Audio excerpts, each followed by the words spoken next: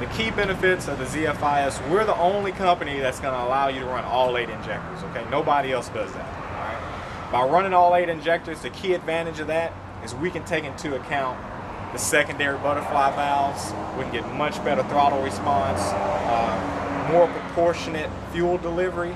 The key is after about 50% throttle, 8,000 RPM and above on a sport bike that has 8 injectors, the proportion of fuel that's being applied to your motorcycle, it migrates from a direct port injection over to more of a shower head system. So after 50% throttle, 8 grand and above, 75% of your fuel is now coming from your uppers, not just your primary injectors, okay? It's true you can run an aftermarket fuel management system that only controls the primaries, and you can add fuel or you can lean out fuel, and you can get some performance gain from doing that. But you're leaving performance on the table. You're not getting all you can get out of that system, okay? Most sport bikes after 2006 come now with primary and secondary injectors. There are a few holdouts like the ZX14 and the R1 that still run 4, but the R1 next year should be going to 8 injectors also. I don't know about the ZX14, they may still only have 4, but most of your inline 4 sport bikes have primary and secondary injectors now. Okay. You're also going to be able to do gear-dependent fuel trims with our fueling system. You can get a true 50% out of our system, okay?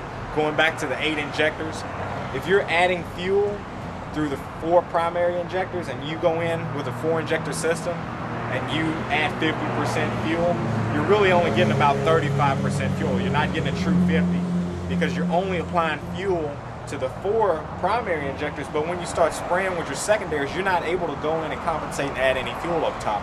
Basically, you're just dumping in extra fuel down low, you know. It becomes an issue with getting proper atomization and the best air-fuel mixture, so you're going to lose performance there. You're not going to get the best throttle response that way.